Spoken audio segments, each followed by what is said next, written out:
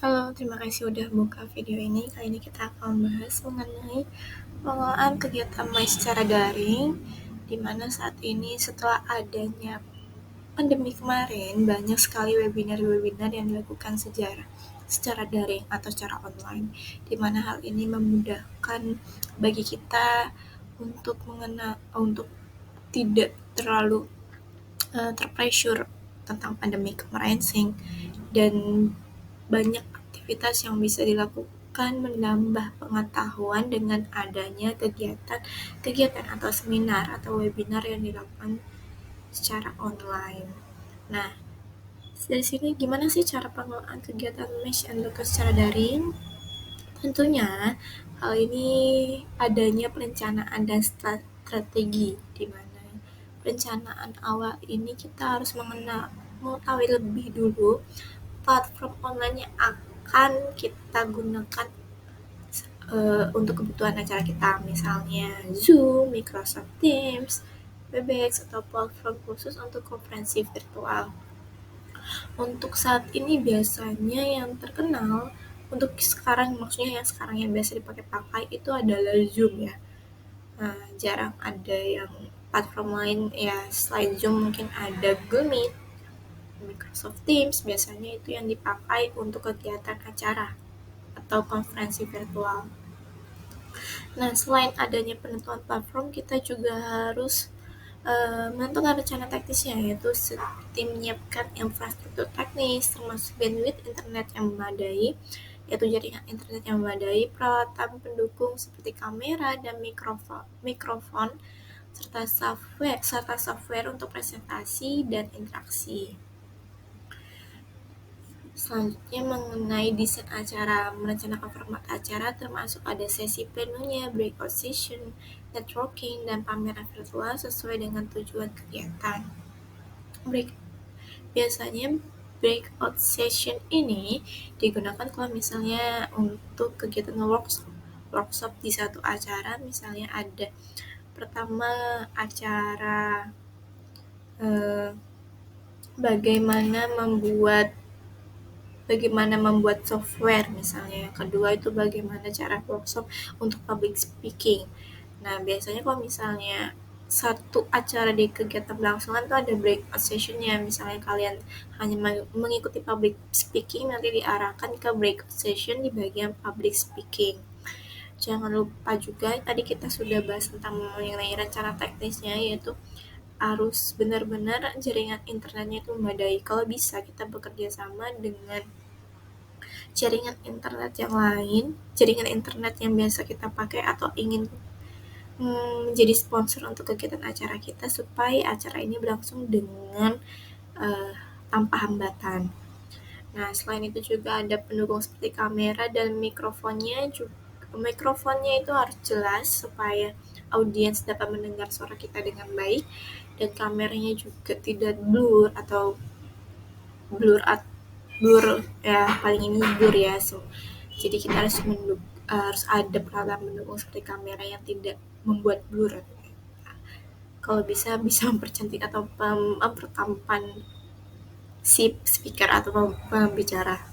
Selanjutnya mengenai biasanya untuk kegiatan seminar itu nanti ada background sendiri-sendiri, kayak biasanya itu bisa dibuatkan oleh kita. Jadi untuk sesi foto kan biasanya nanti ada untuk sesi foto kan di akhir-akhir acara. Nah, itu biasanya backgroundnya itu dari kita sebagai apresiasi untuk mereka yang sudah mengikuti kegiatan acara kita, dan sebagai testimoni bahwa banyak yang mengikuti kegiatan acara kita saat itu, makanya disediakan background dari kita. Selanjutnya mengenai registrasi dan manajemen peserta, ini tidak lebih kurang seperti untuk registrasi dan manajemen peserta di bagian kegiatan luring. Kalau misalnya kalian udah ngeklik videonya,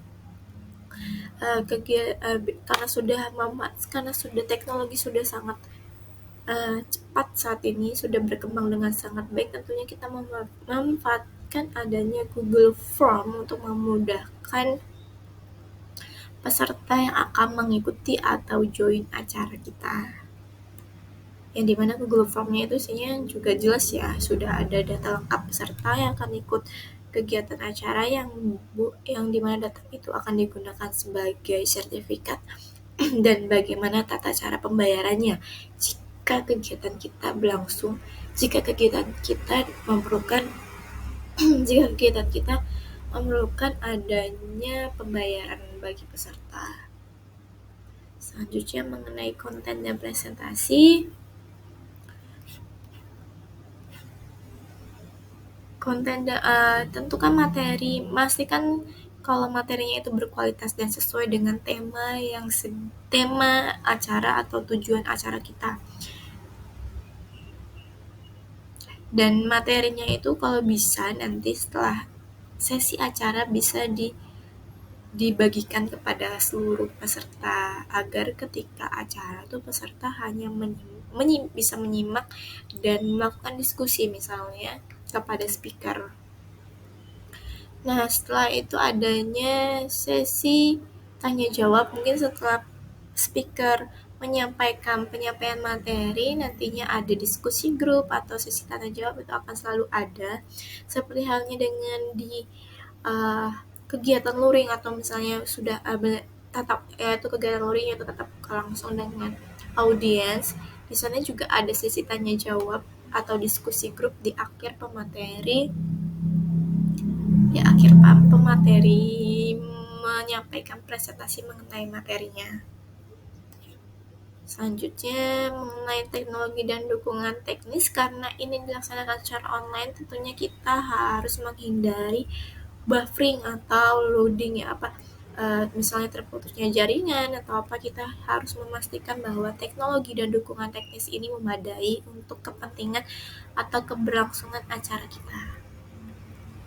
Selanjutnya mengenai promosi dan pemasaran, seperti halnya dengan luring, dengan memanfaatkan teknologi digital saat ini, kita harus benar-benar memanfaatkan media sosial yang ada, seperti TikTok tadi sudah pernah disinggung di awal, yaitu bisa membuat konten mengenai acara kita agar calon peserta ingin mengikuti kegiatan acara kita. Jangan lupa memanfaatkan media sosial. Word of mouth itu juga salah satu hal yang bisa dilakukan sebagai target pemasaran. Nah, pelaksanaan acaranya ini tentunya tidak jauh berbeda dengan yang di luring, yaitu adanya gladi kotor terlebih dahulu, yaitu pelaksanaan acaranya. Sebelumnya harus Zoom-nya sudah memadai atau belum. Kalau biasanya kan Zoom itu ada timernya sendiri ya. Nah, ini disiasati bagaimana misalnya kita membeli Zoom yang sudah premium sehingga tidak ada batasan waktu dan adanya penggunaan moderator yang berpengalaman tentunya. Hal ini juga sama perlu diperhatikan di bagian luring. Di kegiatan yang secara luring, yaitu moderator ini harus berpengalaman dalam hal memandu diskusi, mengatur sesi tanya jawab, dan menjaga acara tetap berjalan sesuai dengan jadwal. Selanjutnya ada interaksi dengan peserta, misalnya melalui chat group atau emoticon yang ada fitur-fiturnya di Zoom. Seperti itu. Selanjutnya evaluasi dan feedback, di mana hal ini kita harus untuk memudahkan kita mengetahui bagaimana sih kepuasan mereka ketika mengikuti kegiatan acara kita. Hal ini kalau misalnya feedbacknya bagus, tentunya ini menjadi apresiasi sendiri untuk kita. Kalau misalnya memang kurang bagus, itu bisa menjadi evaluasi untuk kita untuk mengadakan acara yang lebih bagus nantinya. Seperti itu kurang lebihnya, mohon maaf. Terima kasih, sampai jumpa di materi selanjutnya.